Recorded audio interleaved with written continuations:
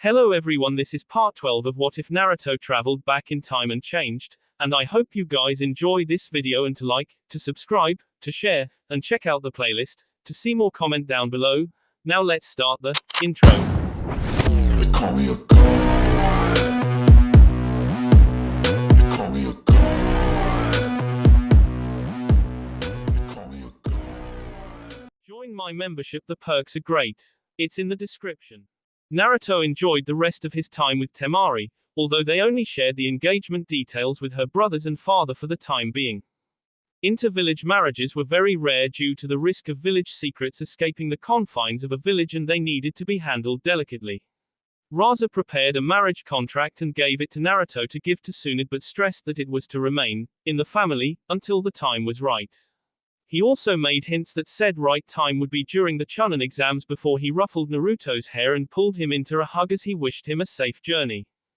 Gaara actually showed emotion when Naruto and Temari told him and Kankuro about the engagement. All of Gaara's sand armor crumbled to the floor and he wrapped his sister and soon-to-be official brother in a tight hug.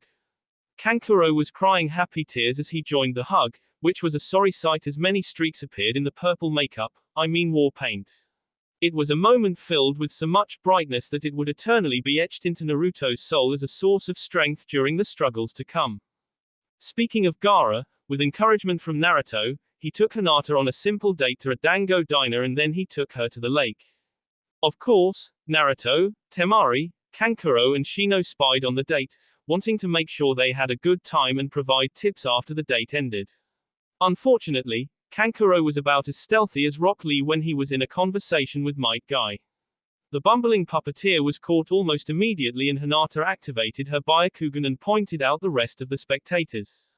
The sand hand spanking no jutsu left Naruto, Temari and Kankuro with red behinds as Gaara threatened his family with a sand burial if they didn't give him and Hinata privacy.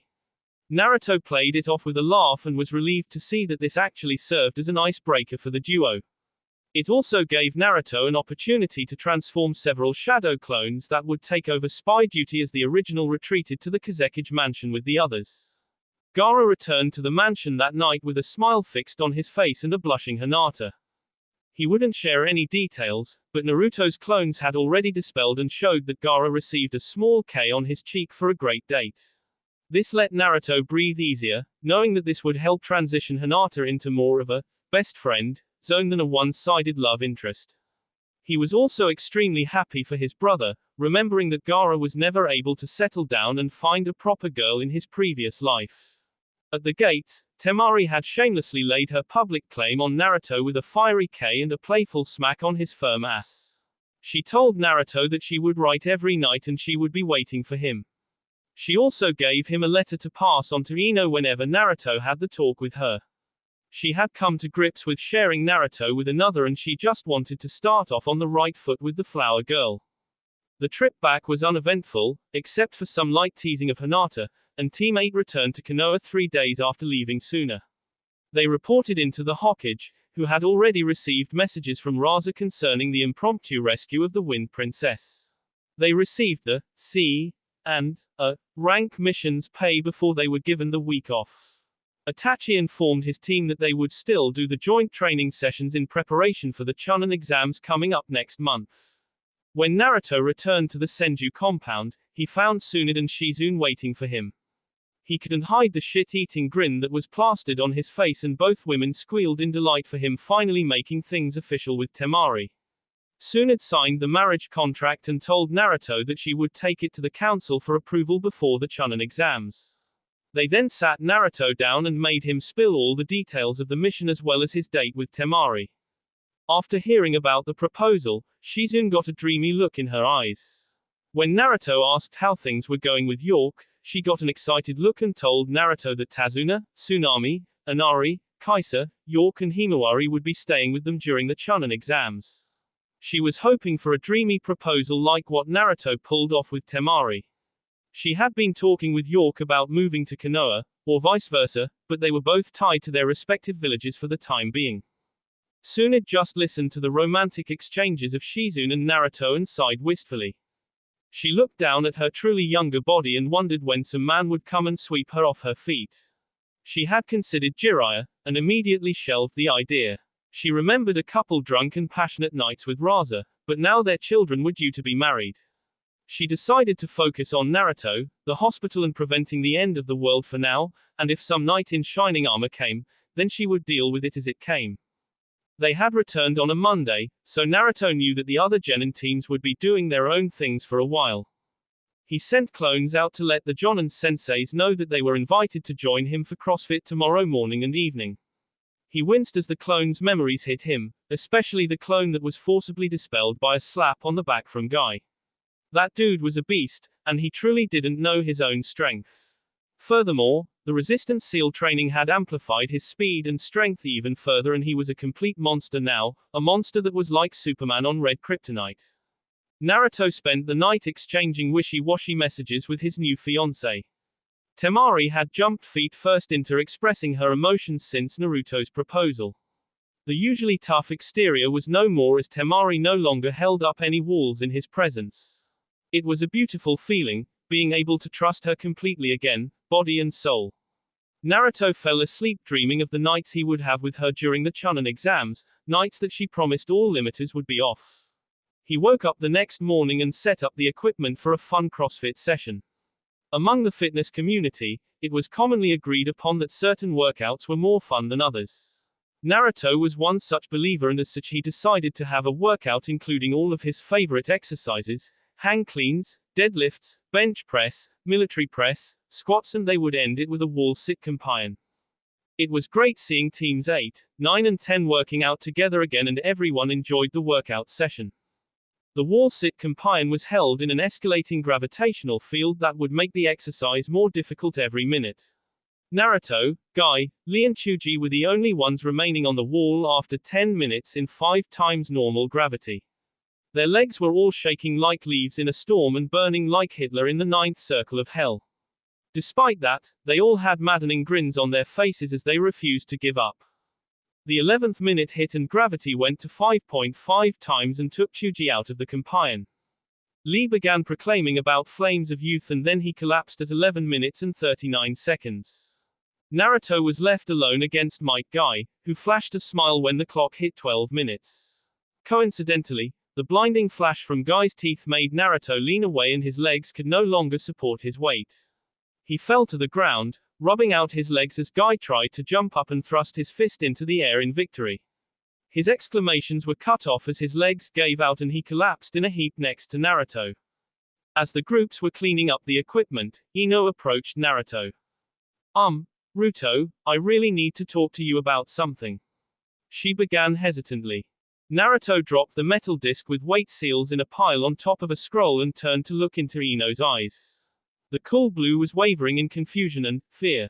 Naruto walked forward and took her hands in his. As Naruto tenderly took her hand, yet another memory made itself known to Ino. Flashback 8 months before the end. Naruto just got through another tough counseling session with Ino Yamanaka.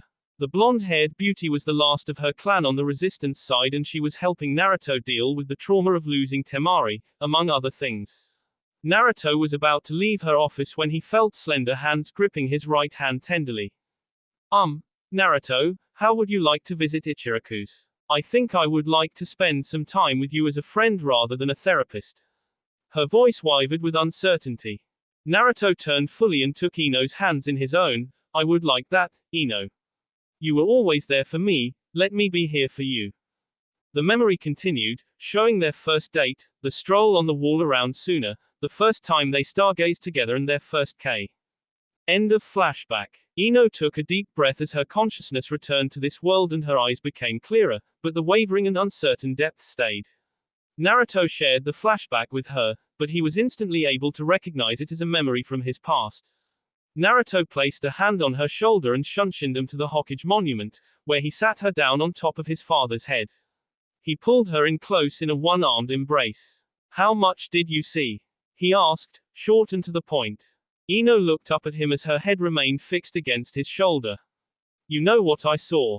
Those dreams, they weren't dreams, were they? Naruto looked up into the sky, not knowing whether to K or curse Kami. As beautiful, ethereal whisper said she would prefer the latter, but Naruto shook it off to return his attention to Ino. Look, Since my boss decided to share those memories with you, it means it is probably okay for me to tell you everything. Are you sure you want to know? Ino lifted her head and created some space from Naruto. She put her hands on his toned chest and looked into his endless azure depths. Do you love me? More than you'll ever know. Then tell me everything, she whispered, breaking eye contact and leaning her head on his chest. Naruto began recounting a summary of events, holding nothing back. Ino listened in rapt attention, laughing, crying, screaming and questioning the events of the past. She held Naruto through it all, never letting their contact break, never wanting to be separated from his warmth again. After an hour or so, with Konoha in full spring, Naruto's tale came to a close. Wow, Ino gasped. Naruto rubbed the back of his neck sheepishly. Yeah. Ino fidgeted, her 13-year-old mind trying to process the memories and meanings of the past hour. So, we were lovers, Naruto whispered, and Ino blushed and nodded her head. Yes, you were the last love of my previous life. After Temari died, you brought me back from the brink. We were together for 8 or so months and you were the only reason I continued fighting. And you still love me, even in this body? She asked, blushing furiously. Naruto lifted her chin and placed a tender K on her lips. I am grateful that I get to experience our love from this age. I already know what an amazing woman you grow up to be, so I am simply enjoying you as you are. And I have to share you with Temari. Naruto nodded. Okay, that's weird, but there are worse things. Does she know about me? Naruto nodded again and placed a K on her lips. And she is okay with it. Naruto pulled out Temari's letter and handed it to Ino, before pulling her deeper into their embrace. Yes, I know it is not fair, but seeing you both alive again I couldn't bring myself to make the choice. I am far too weak for that. Ino ed an eyebrow. You. Weak. PSH, yeah right. Naruto laughed. I don't think you saw my earlier memories, but when I was this age last go around, I was a small runt with little to no shinobi training. I ran around in an orange jumpsuit, I was loud and abrasive, and you were a Sasuke fangirl. For most of my life, I was weak Ino. Sure, I have made a lot of changes this time around, but I have never forgotten what it felt like to be too weak to protect the ones I love. Ino smiled at that and placed a loving P on his lips. Well, this time around will be different. Why you ask? Because you have me, she said with false bravado in a sincere and funny manner. Naruto leaned forward and spun on top of Ino, placing his knee in between her thighs. In a husky whisper, he leaned into her ear and said, I am counting on that. I love you, Ino Yamanaka. The two engaged in a lip lock that lasted for Kami knows how long. Well, Kami did know how long, but she didn't feel like sharing that information with mere mortals. She simply smiled down on the blonde couple, strumming her fingers together as the changes she made provided more entertainment for her whimsical fancies. Minato and Kushina just sweat dropped at the sweet and semi-evil chuckling they could hear coming from the goddess office. Hokage's office, 1 week before Chunin exams. Hiruzen had called all his jonin into his office for a meeting that would serve 2 purposes. 1. He would learn which jonin sensei would nominate their teams for the Chunin exams. 2. He would share information he recently received and put them all on high alert. A week ago, he received a message from the neighborhood watch telling him that a certain snake would attempt to infiltrate the Chunin exams. He had already received notification that a genin team from Otogakure would be attending, and he formed a plan to smoke the snake out. As all of his jonin and Anbu arrived, Hiruzen was pleasantly surprised to see Kakashi standing there in the front row reading his little orange book. That meant that he could begin the meeting. He channeled chakra into the privacy array that Naruto installed on his desk and began. Alright, thank you for coming. I will start with the serious news first before I will let you nominate genin teams for the Chunin exams. First, I received some concerning information from the neighborhood watch. I still do not know who they are or why they sporadically offer information, but we cannot afford to ignore this in the event that it is true. Shikaku Nara, who had been informed immediately upon receiving the letter, spoke up. Before the Hokage shares this information, we cannot afford to let our enemies know that we are onto them. Preliminary protective measures have been taken, but we are hosting 4 of the Great 5 and cannot afford to cancel the exams. Kakashi looked up from his book. What has you two so spooked, Lord Hokage? Orochimaru. That one word caused a stir amongst the Jonin present. After the room calmed down, the Hokage explained, "We have it on good authority that Orochimaru will attempt to infiltrate the Chunin exams. For what purpose, we don't know. What we do know is that Orochimaru is the leader of the new hidden village of Otogakure. Team 8 found this out after foiling a kidnapping attempt of the Wind Daimyo's niece. Otogakure is sending on team to the exams, and if I know my student, which I do, he will be nearby. We will use this opportunity to trap and eliminate Orochimaru." Shikaku took the floor once again. "The information we received was limited, but we have no reason to doubt it. We have buffed up our security measures and we will remain on alert. He is a crafty enemy, and we cannot afford to miss our shot when the time is right to take it. What is important is not tipping him off that we are onto him. Since we know the format of the exams, I would say that he will reveal himself and make his move during the second phase of the exam." Hiruzen paused and let the crowd calm down. "We traditionally have the second phase in the Forest of Death. We have come up with an alternate exam this time around that will make it so we can easily protect our genin rather than let them roam in the Forest of Death. We will disseminate information via Elite Jonin, who will notify you of your teams. For now, that is all we have." Shikaku finished. "Now, let us get on to nominations," Hiruzen said with a smile. There were fewer nominations this year thanks to the threat of Orochimaru.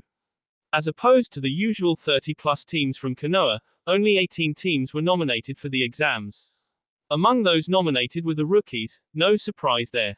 After the Jonin cleared out of his office, Hiruzen turned to Shikaku. "Call the clan heads together. We will inform them of this and their roles in the defense of our village. Also, Suna brought me something that they will need to be informed of.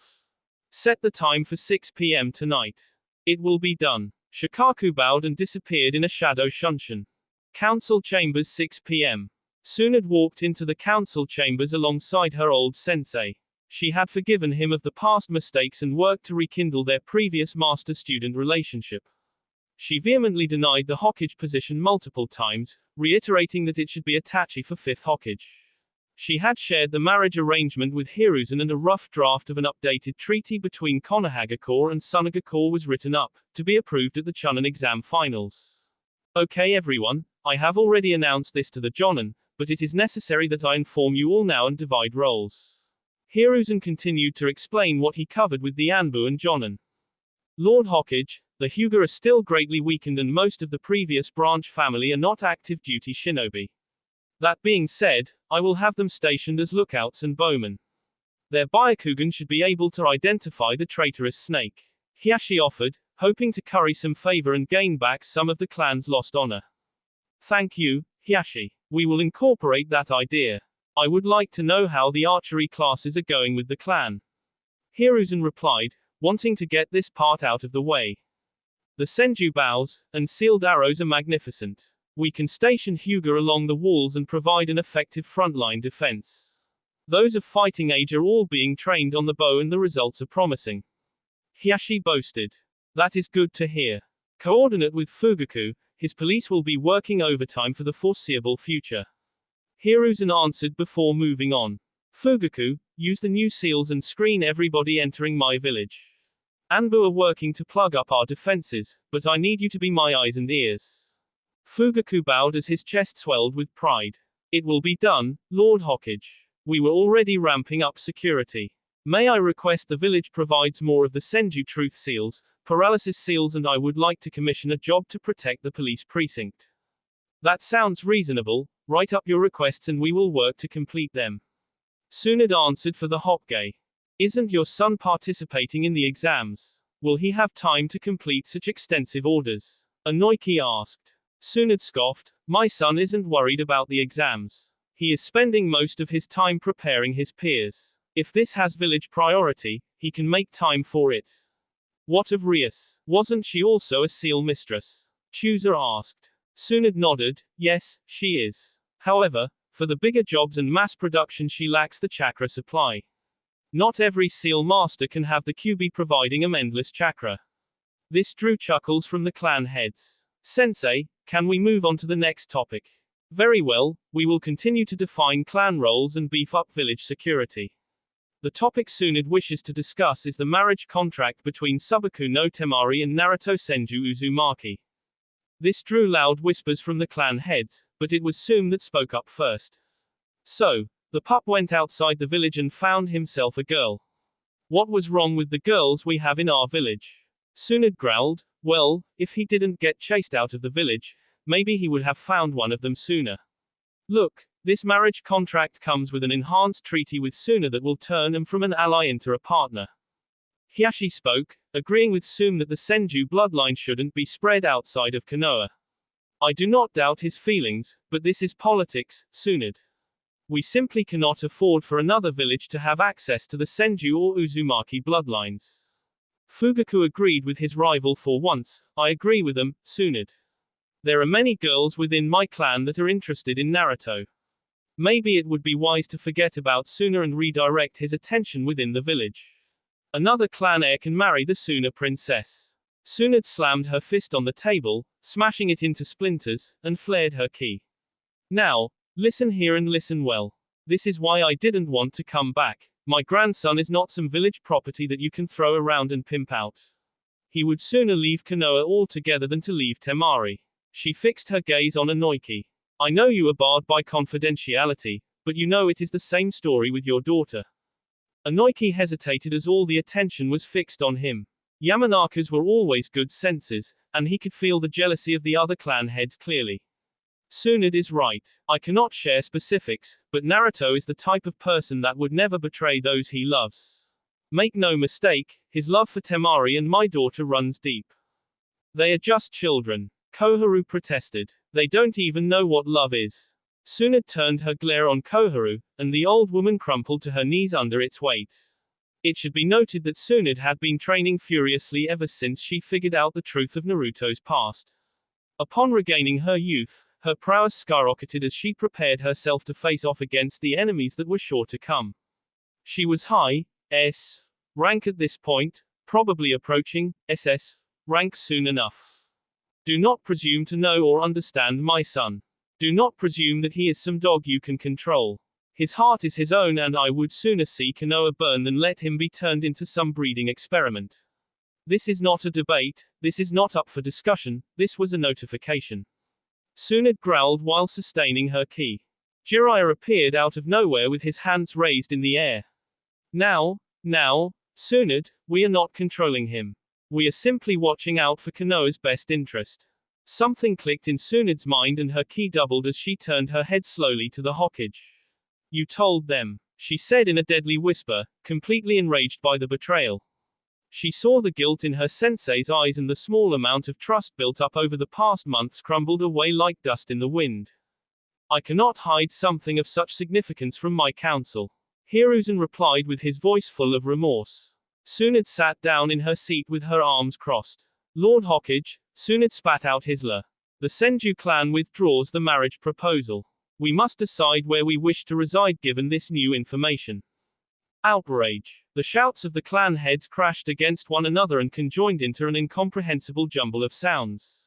It took a full 5 minutes for anything of importance to be understood. Finally, Hiruzen regained control of the room. Tsunade, please, you can't be serious. Hiruzen pleaded, knowing she had the protection of the Fire Lord. You cannot do that. Jiraiya got a soul-searing glare for his comment. Lady Tsunade, please, don't do anything rash. Homura pleaded, silence in return. A knock came from the door of the council chamber and the Hokage directed the Anbu to open the door. Naruto walked calmly into the council room and looked at his grandmother. You called, Mama? Naruto asked. I want to leave the village. The old monkey and toad broke our trust. Tsunade growled out. Naruto shrugged, well, can't say I am surprised. Let me guess, these old goats had a problem with me marrying Temari. He smiled inside at the outraged looks of offense. He frowned when Tsunade nodded, and he really wished Kurama was in the seal. He needed to talk to his partner, especially since he felt more love for Sunagakure than Konoha this time around. He turned his icy gaze on the council before he closed his eyes and called on the natural energy around him. He heard the gasps as the sage markings began appearing on his face and emerald orbs glimmered with power, and then he flared his aura. A visible, Dark green chakra like the color of the dense forest appeared in an aura around him. The presence was choking, filling the air with a power that threw all of their instincts on full alert. Let me make this clear, for those of you that don't understand the position you are in. I am merely attempting to honor my parents' wishes by becoming a shinobi of Konoha. While I harbor no ill will for Konoha, I also harbor little love for it. The only thing actually keeping me here is your children. If you believe you can control me, you can't. If you believe that you can manipulate me, you can't. If you think you can lie to me, you can't. If you think you can threaten the ones I love, I dare you to try. The whole council remained frozen in awe of the overwhelming presence that was subduing them without the slightest trace of killing intent. It was simply raw power. The boy didn't speak menacingly, he spoke calmly and matter-of-factly, which made his presence that much more impactful. It reminded the elders of the council of Hashirama Senju, and they knew they may have pushed too far. Naruto closed his eyes and concentrated on drawing his overwhelming aura back into himself. He stood there, completely still, remaining in sage mode, and his eyes fixed themselves on Jiraiya. Only took you 8 months to make it back after the old monkey told you about my sage mode. Tell the toads I don't care what they have to say anymore, I have it under control. Naruto once again kept his calm tone, making Jiraiya dip his head. Naruto, you just said sage mode. Was that not the Kyuubi's power there? Shikaku asked with interest. To provide an answer, Naruto reached into the seal and drew on the nearly limitless chakra of Kurama. It was harder to control without Kurama's presence in the seal, but he could still handle it. His body was strong enough to take up to 5 tails now, but he wouldn't need that much of the chakra to make his point. He pulled out 3 tails of the untamed chakra and watched as his tailed chakra cloak erupted out of his body. The presence of the sage chakra balanced out the ominous feeling of Kurama's chakra, but it still carried a menacing presence. He opened his eyes and provided a truly unique sight to the council. His eyes were still a glowing emerald green, but they had blood-red edges around the irises with black slits in the middle. The dark green sage markings shifted a bit and turned into a dark red. His canines were extended and poking out of his front lips, and his lips darkened to the same color as his markings.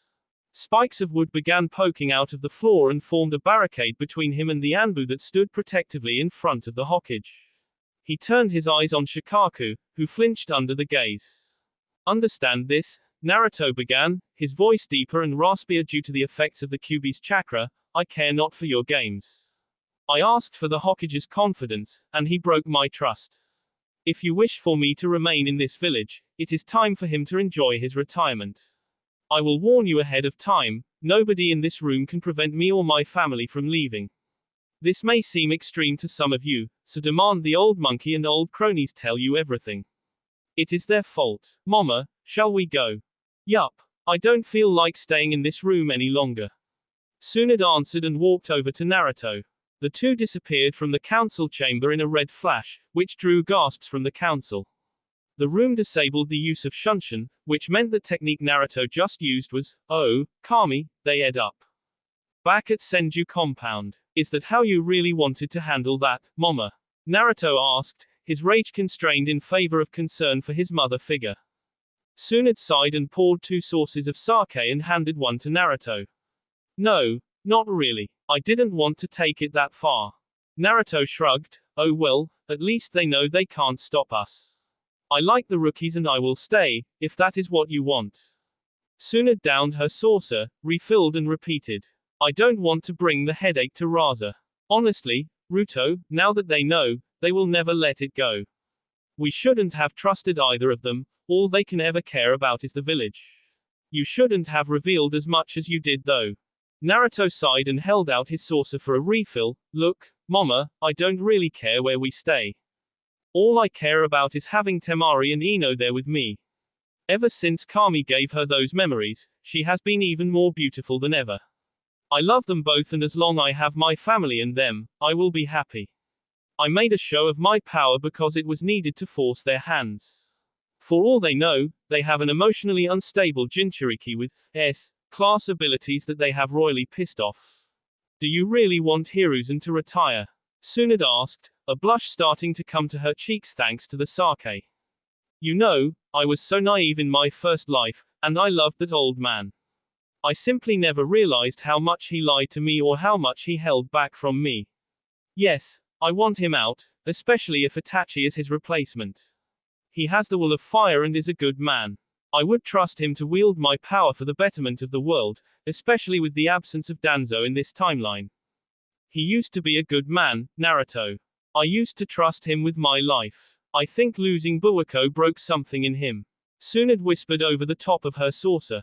I know, but he lost his step, and he doesn't fight when he needs to fight. I mean, I can't trust him with anything. If he waited until the Chunin exams, then it wouldn't even be a secret anymore. All this did was demonstrate that we can't trust him. It is actually a blessing in disguise. Naruto answered softly. Back in the council chambers. After a long back and forth debate, and the stories, explanations and attempted justifications from Hiruzen, the council began debating again, with a much more somber tone. I normally keep my opinions to myself, as does my clan. Naruto Senju has been a leader of his peers, provided valuable training to my son and has helped my clan develop new breeds of Kikaichu. On top of that, my guess is that he is an S-class shinobi. Lord Hokage, it is now clear to me how far in the wrong you are. I, Shibi Aburame, move for a vote of no confidence. Silence followed the Aburame's monologue, accompanied by uncomfortable shifts and sighs. Fugaku stood, I second Shibi. The Senjus have done nothing but help the village since their return. Their seals are invaluable and have done much to improve the quality of life in the village. My son speaks so highly of the boy, and I have watched his training sessions from time to time. Not to mention, that power he just flaunted was on a level not even you can reach anymore, Hiruzen. Homura stood up, the vote of no confidence has been called. We will now hold a blind vote for the removal of Hiruzen Sarutobi from the position of Hokage. Inoiki stood up, I call for a tandem vote of no confidence for the village elders. It is clear that they are also culpable for the Senju's treatment, especially considering they used to work hand in hand with Danzo. While their service has been appreciated, I think they should join the Hokage in retirement. Inoiki's motion was immediately approved, and a blind vote was held. It was far easier to throw 2 old bags of bones under the proverbial wagon than the Hokage, who they all still appreciated. Shikaku Nara, being the second highest ranked shinobi in the village, gathered the ballots from the clan heads. He tallied them up in a stiff silence and finally sighed while muttering something about troublesome blondes. The votes have been tallied. Hiruzen Sarutobi, by unanimous vote of the clan council, you are to be retired from your position as Hokage. We will notify the Fire Lord and ask for his guidance in assigning a new Hokage. Once he approves of your successor, you will have until the Chunin exam finals to announce your retirement. The clan council sees fit to approve your chosen heir, Itachi Uchiha, for position of 5th Hokage, and we will notify Lord Kinji of this. Elder Koharu Utatane, by unanimous vote of the clan council you are relieved of your position as an elder counselor effective immediately. We thank you for your service and wish you the best in your retirement. Elder Homura, by unanimous vote of the clan council you are relieved of your position as an elder counselor effective immediately. We thank you for your service and wish you the best in your retirement.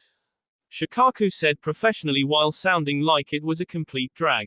Hiruzen sighed as his eyes moved to the cracked floor with spikes coming out of it. In light of recent developments, let's call this meeting for the night. I will work toward handing everything over to Itachi and prepare him to assume the role. Let's get this party started. 2 days later, the Suna contingent arrived in Konoha. They were greeted at the gate by Naruto, Ino, Tsunade, Shizune, Hiruzen, Itachi and the clan heads. Everyone watched as Temari ran to Naruto and jumped into his arms, giving him a massive and heartwarming hug. Then heads turned when she was set down and walked up to Ino and gave her a hug as well. Multiple heads turned to Inoiki, who made an effort not to make eye contact and whistled innocently. Gaara looked around for Hinata and was sad to see that she wasn't there. He felt a hand on his shoulder from Naruto, who was always able to bypass his natural sand armor. He looked up to see his friend cracking a smile. Don't worry, brother, Hinata will be at CrossFit tomorrow. I will send her a clone tonight to tell her to keep her schedule free for team training after our morning workout. Naruto finished with a wink and noticed the smile appearing on the edges of Gaara's lips. You know, brother, that Shikaku and I thank Kami for you every time we see you. I thank you for your support in this. Gaara answered in a monotone. No problem, she like moon lilies and I will grow some for you before our session tomorrow. The smile fully appeared on Gaara's face after hearing Naruto's words. Naruto turned his head toward Rasa and made eye contact. Lord Kazekage, I formally invite you to join us for our workout tomorrow morning and I request a spar, if you are so inclined. Rasa shuddered before he chuckled out loud and responded. Very well, Lord Senju. It would do these old bones well to get a proper workout. The Konoha Council watched how naturally Naruto integrated with the most influential people in Suna. They watched as the Hokage was left by the wayside, further affirming their choice made 2 nights ago. Tsunade walked forward and embraced Rasa in a genuine hug. She used the embrace to whisper in his ear that they needed to have a serious talk, which got a subtle nod from the stoic Kazekage. Meanwhile, Kankuro looked around, feeling unimportant and lonely, desperately praying to Kami for a girlfriend. After checking in, Naruto and Ino showed Gaara, Temari and Kankuro around the village. They had just left Ichiraku's where the ramen stand had gained another faithful customer in Temari. They talked about recent events and the missions that they had completed. Naruto's mission record was heavily skewed by the fact that he accepted solo missions from the village for his security seals, explosive seals, etc. However, Naruto was interested to hear that Suna had multiple engagements along their border with Otogakure and noticed Oto's presence in river country as well. Naruto, knowing exactly who was responsible, grew concerned, but Gaara informed him that they had the situation well under control and the wind daimyo was firmly against anything to do with Oto.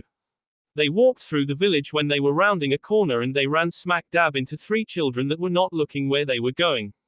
One boy with a blue scarf ran particularly hard into Kankuro's private parts and had him crumpled over in pain. Hey, watch where you're going, the brown-haired boy shouted. Naruto was instantly sent into a flash of memories concerning Konohamaru. From his childhood meeting in the Hokage's office, the training sessions they shared, pranking Ebisu with the sexy no jutsu, all of the small interactions with his student, apprentice and the appearance of Konohamaru in Suna after the war shifted. Flashback, Suna Gates, 6 months after Sasuke's betrayal. Naruto was informed by Gaara that Konoha shinobi had shown up at the gates claiming to be there under his protection. Names weren't provided, so Naruto raced to the gate to make sure everything would be okay. As he approached the gates, he felt a few, small chakra signatures that felt familiar. He finished his walk and calmed the gate guards and resistance shinobi down. He was so distracted doing this that he missed 3 blurs that tackled him in a hug. Big brother, I missed you. I never believed anything they said. Never, never ever ever. Konohamaru sobbed into Naruto's chest. That's right, boss. We never believed that Uchiha team. Udon shouted as he rubbed his nose on Naruto's sleeve. Mogi was rubbing her cheek into Naruto's shoulder and swooning childishly. I would never betray my boss and one true love. I missed you, Naruto-kun. This threw Naruto for a loop. Sure, she was only 3 years younger than him, but he never, ever thought of Mogi that way. Naruto stood himself and the 3 children up as the shinobi around him smiled affectionately. He also noticed that Hanabi, a couple Hyuga branch members and members of the Yamanaka and Nara clans were there with the kids. Shikaku gave him a short wave and a yo, which made Naruto break out in happy tears. Don't cry, boss. We are going to kick some butt and make everything better again. Konohamaru shouted while slugging Naruto in the shoulder. End of flashback. Naruto snapped back to reality as Kankuro was lifting him up by the scuff of his shirt. He put a firm, yet friendly, hand on Kankuro's wrist. Easy, Kuro, he is just a kid. You are Konohamaru, right? As the boy was set down on his own 2 feet, he turned and looked at Naruto, instantly recognizing him and pointing at him. You are the Senju everyone is talking about. Naruto chuckled and rubbed the back of his neck sheepishly. Yup, that's me. Konohamaru scowled. You are the reason Grandpa is getting fired. I hate you. He screamed childishly. Yeah, I am sorry about that. You will have to ask your grandpa about it. He did some pretty mean things to me when I was a kid. I am sorry if I hurt your feelings though, would you let me make it up to you?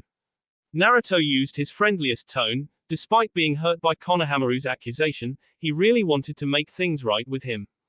Naruto's friendliness took all of the piss and vinegar out of Konohamaru, and he looked at Naruto skeptically. Why would you do that, mister? Temari noticed Naruto's wistful smile and she also saw the look on his face that meant he just went through memories of his past. Because he is awesome that way. He is super strong, you know. If he trains you, maybe you could grow up to be the Hokage like your grandpa. Her words drew an appreciative look from Naruto. Ino grabbed Naruto's hand and saw a way to make this better. You know, Konohamaru, Naruto has been training all of the rookie genin. You should watch the Chunin exams and see how awesome we are. If you want him to train you after that, I am sure he would be happy too. Konohamaru switched from infuriated to looking at Naruto with a sense of hero worship. Really, boss, you would train me and my friends? Naruto nodded confidently and rubbed a finger under his nose in false pride.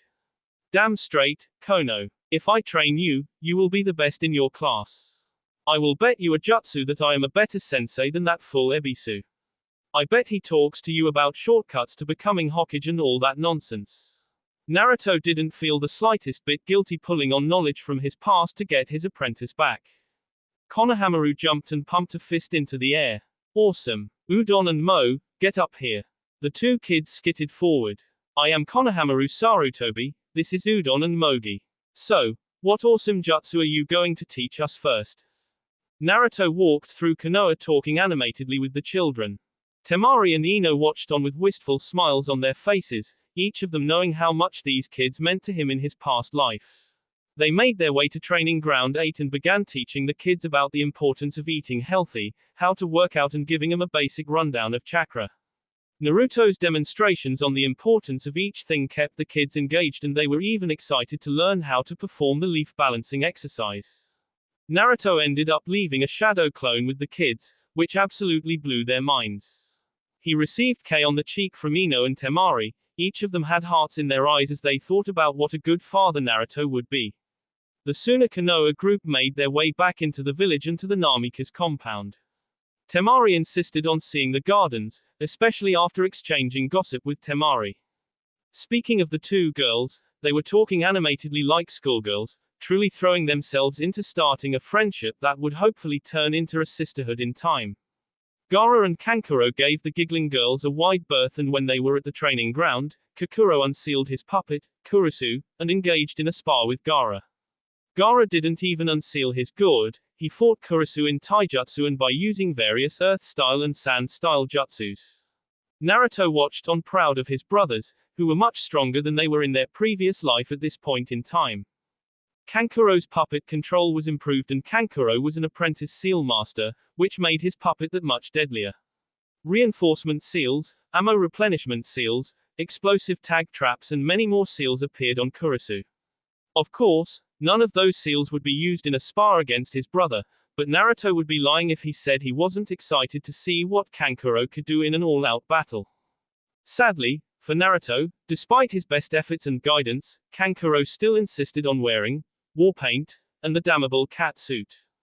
The cat suit was from the Second Great War when Suna's puppet corps was in its glory days. Naruto simply couldn't convince his older brother figure that he would get more girls if he wore something cooler. Even Temari couldn't convince her little brother to change his uniform. Temari, Gaara and Naruto were forced to resign themselves to accepting that Kankuro would be completely hopeless with the female species.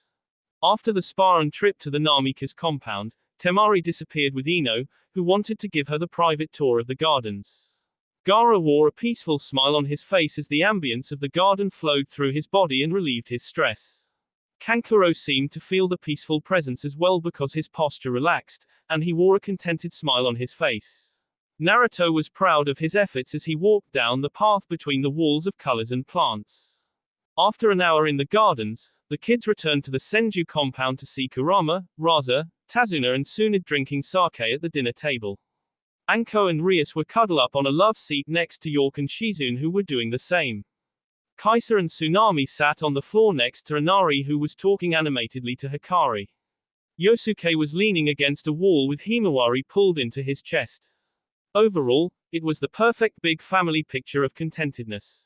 The new arrivals joined right in and grabbed some of the food that was left over from dinner. Temari and Ino went to gossip with Rias and Anko while Naruto caught up with Kaisa and York, making Tsunami and Shizune go out back with the other girls for girl talk. The night was filled with sake, laughter and love before Ino had to go home and Temari joined Naruto in bed. The compound got the Naruto special wake-up call the next morning for the CrossFit session. More than a couple of his clones were forcibly dispelled as the recently awakened compound crushed the clones in a variety of grisly deaths. Surprisingly, the clone dispelled by Gold Dust noticed that it was dispelled in Suna's room, which made Naruto smile. He always wanted his mama to find happiness. The death by vipers was Naruto's least favorite clone memory of the morning, but he didn't let that stop him from dragging everyone out of bed. The CrossFit workout of choice was the same assessment workout that he started everyone with, and he activated the chakra null zone. There were nearly 30 people participating in the morning session, but it just made the atmosphere competitive and brought the best out of everyone. Then came the spars, which the group decided to conduct with the chakra null zone active. This proved to be a useful exercise, even if it seemed like everyone was moving far slower than usual. Naruto sparred against Raza, which spurred Guy to challenge Asuma, which spurred Lee to challenge Kaiser and so on and so forth. It devolved into rotating spars without chakra as excited screams were heard around the training ground as people explored their fighting capabilities without chakra. Once again, Naruto's heart filled with warmth and his soul pieced another sliver back into place. Unfortunately for Naruto, after he beat Raza in chakra-free taijutsu, Might Guy bound over to him and laid an absolute beatdown on him. Guy was the one person that was stronger than Naruto in raw strength and he was still leagues better than Naruto in taijutsu. After the morning training session, people scattered and went about doing their own things.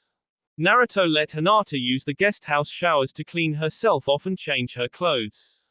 As Hinata changed, thoughts of Gaara and Naruto danced in her head, which was progress for the usually one-track-minded Hyuga heiress. As she exited the guest house, she saw Gaara cleaned up nicely as he was wearing a white button-down, with sleeves rolled and the Subaku crest on the back. He wore black skinny jeans, and he was holding a bouquet of moon lilies. Hinata blushed profusely as Gaara complimented her on her lavender sundress. Naruto, Temari and Ino spied on the cute scene and watched the two leave the compound for the date. Naruto told the girls that he would meet them at Akamaiki barbecue at noon. He had something that he wanted to do before then. He gave them each a loving K before dashing off back toward the training area where he could still hear Lee and Guy. After pulling Guy aside and sitting him down in the Senju Gardens with a glass of tea, Naruto decided to figure out what made Guy tick. He had started to get to know the man after dealing with the Akatsuki and into the early phase of the war. Unfortunately, Guy opened the 8 gates in defense of Lee and a platoon of resistance fighters before he got to know him well enough to understand him. Yosh, Naruto, it was a most youthful workout this morning. I truly appreciate you helping my team. Guy started in his loud and boisterous voice. Naruto's eyes dimmed and he got serious. Guy-sensei, could we talk without our masks on? Guy's expression fell and his eyes hardened. What do you mean, young Senju? A supremely sad expression crossed Naruto's face and his eyes danced with years of pain, which shocked Guy to his core. Guy, there is a lot about my past that I will never be able to share with other people. The truth is, I have come to respect you over these past couple months, and I wanted to get to know you better. I can tell that you are wearing your mask, I just can't put my finger on the source of your pain. Guy's face fell and big tears began dripping down his cheeks. It is a sad story, Naruto. War always leaves scars and the scars on my heart were too much for me to bear. My eternal rival, Kakashi, was the only person that ever understood me. Are you sure you want to try? Naruto nodded slowly and cracked a sad smile at Guy. I can feel your pain, Guy-sensei. I am a powerful sensor, and the truth is I love you and Lee too much to let you continue carrying this burden without help or a true friend by your side. I want to know the real Guy. Guy began weeping openly and pulled Naruto into a bone-crushing hug. The word youth was used 46 times in less than 30 seconds, but Naruto pushed through the discomfort to get to the real Guy. After steadying himself, Guy began his story. It started when I was a kid. I was a talentless shinobi, but my father taught me the value of hard work. My father, Might Guy, was a genin to his dying day and he opened the 8th gate and saved 2 squads of his comrades when I was still a child. He fought off the previous generation of the 7 swordsmen of the mist and was able to kill 3 of them. I was in the orphanage until I graduated from the academy when I was 10. The third war started when I was 12 and I was sent to the Iwa front along with your father and Kakashi. After your father crushed Iwa's will, I moved to the Kumo front. I was stationed there for 3 years and fell in love. She was from a shinobi family of Kumo, and things were great until they weren't. We were going to elope when she got pregnant, and her family doctor found out. I fought most of her family and got her out of the compound and back into Fire Country. Kakashi joined me for that off-the-books mission, which is why he has my eternal friendship. Guy began breaking down at this point and his body was racked with sobs as the painful memories overwhelmed him. Naruto rubbed his back with a comforting hand in a gesture of mature support that would seem strange coming from a young teenager. After a couple minutes, Guy continued in a whisper. A week later, we found that she was poisoned by her own family. The poison killed my unborn son and by the time we got Yurina to Tsunade, she was already on death's doorstep. I buried my wife and unborn son before I joined the final assault on Kumo, where I lost myself in a fit of rage. It was your father and Kakashi that brought me back from the brink. Fast forward a while and I saw Lee struggling in school and living in the orphanage. My mind projected my lost son onto him, and he became my reason for living. He understood what it was like to be talentless, and he also was a genius of hard work like me. I wear my mask to keep him thinking positively and encourage him to overcome his adversity. Now, Naruto, you know about me. When the time is right, the beautiful green beast of Konoha will be here to listen to your story. Guy put a comforting hand on Naruto's shoulder and Naruto heard a small, yet familiar, voice telling him to share part of his story. Naruto took a deep breath and told Guy an abridged version of his story. He said that one of his alter egos gave him memories of a warrior's past and the images of the end and his failures haunt him. He avoided linking the warrior's past to the current reality, but he tried to convey as many of his genuine emotions as he could in his talk with Guy. Another shard of the past fell into its place in Naruto's soul as he gained yet another precious person that he would fight to protect. That will be all for this video. Be sure to like, subscribe, share, and comment down below for more videos. Goodbye.